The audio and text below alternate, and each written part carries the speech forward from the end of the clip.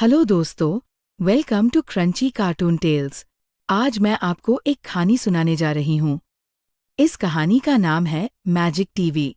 इस कहानी में हम सुने गए कि कैसे लालच से अपना नुकसान होता है। तो चलो कहानी पे चलते हैं।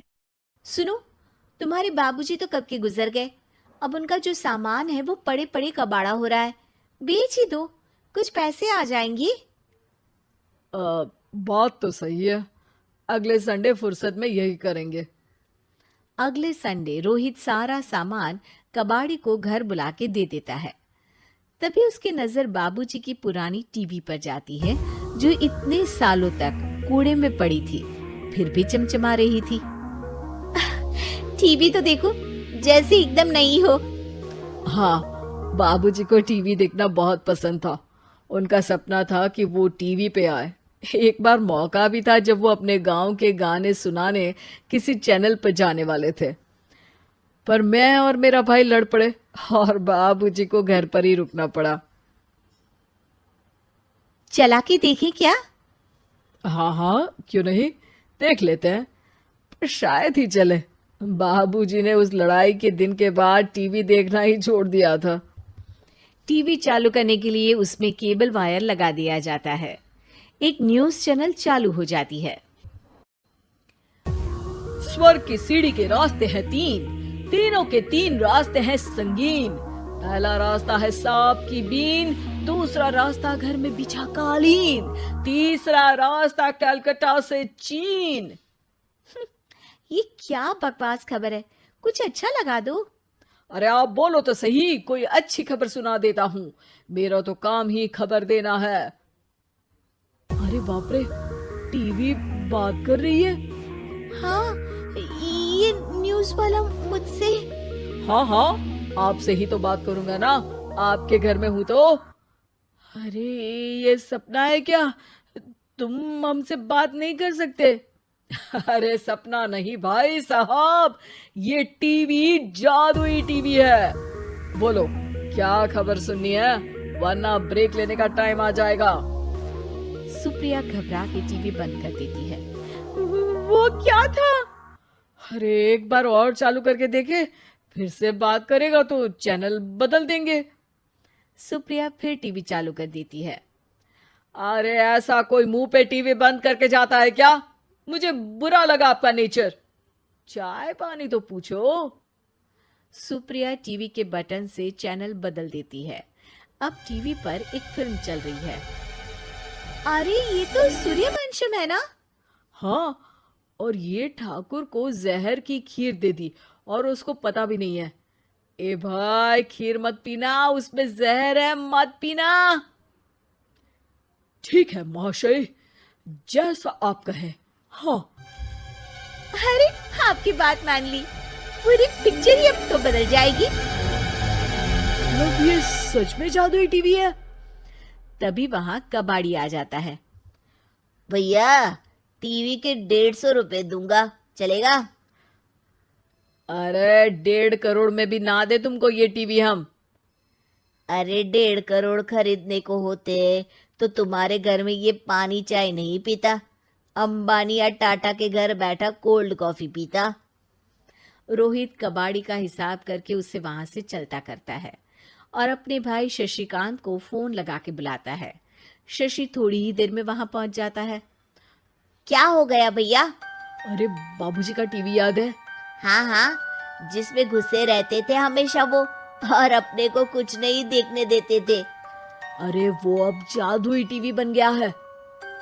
भैया, आपकी बकवास करने की आदत अब तक नहीं गई। अरे आपके घर में बच्चे हैं, अब तो बड़ों जैसी बात करो। रोहित जाके टीवी चालू कर देता है। टीवी पर एक जादू का शो हो रहा है जिसमें एक जादूगर है। अब मैं अपनी टोपी में से कबूतर निकालूंगा। श्रिंग ब्रिंग शरिंग बम फपा फुफी फुफाओ। टीवी से कबूतर निकलता है और शशिकांत के सर पर आकर बैठ जाता है। भैया, ये क्या हो रहा है? भैया इसे उड़ाओ। ए कबूतर, जा जा, कबूतर चल निकल। अब मैं टोपी में से सांप सांप सुनते ही शशिकांत कांप जाता है और भाग के टीवी बंद कर देता है। भैया, सॉरी भैया, मैं समझ गया ये सच में जादुई टीवी है, पर एक बार और ट्राई करते हैं। पर भाभी, कोई दूसरा चैनल लगाओ जिसमें डर ना लगे। सुप्रिया टीवी चला देती है और न्यूज़ लगा देती है।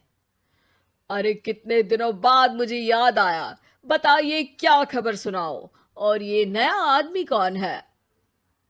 ये मेरा भाई है शशिकांत। ओह यस, वही है ना जिससे तुम लड़ लिए थे किसी बात पे, और तुम्हारे बुढ़ाओ पिताजी गुस्सा हो गए थे और टीवी को संन्यास दे दिया था। हैं? तुमको कैसे पता ये सब?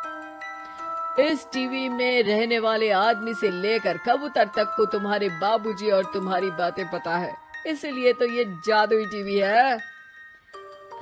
ये टीवी क्या कर सकती है वैसे? तुम जो मांगो दे सकती है। कहानी बदल सकते हो, खबर बदल सकते हो, कोई चीज मांग सकते हो। अरे भैया, ये टीवी मैं लेके जा रहा हूँ। बाबूजी का लाडला तो मैं ही था ना। अरे ऐसे कैसे? मैं बड़ा बेटा था, अब तक मेरे घर में टीवी थी ना। अब तक कहाँ गए थे पिताजी के लाडले?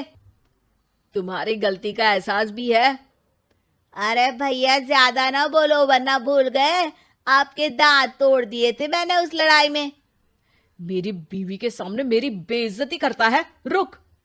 दोनों भाई हाथापाई पे उतर जाते हैं। रुक, बताता हूँ तुझे कि कौन बड़ा है। अरे छोटे का दम तो देख लीजिए आप। ये खबर आपके बाबूजी को देता हूँ। तभी टीवी अचानक बंद हो जाता है। अरे, शायद टीवी नाराज हो गया।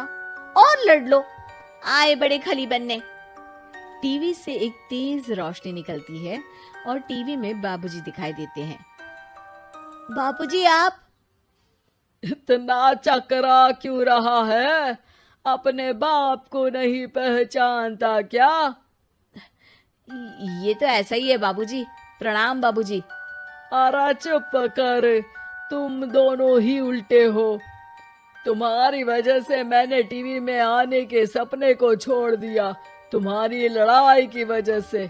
और तो और, जितना मैं अपनी बीवी को नहीं देखता था उतना टीवी को देखता था, वो भी छोड़ दिया तुम दोनों की लड़ाई की वजह से। और अब मरने के बाद जब मैंने टीवी को जादुई टीवी बना दिया तो भी तुम इसका फल लेने की जगह लड़ रहे हो।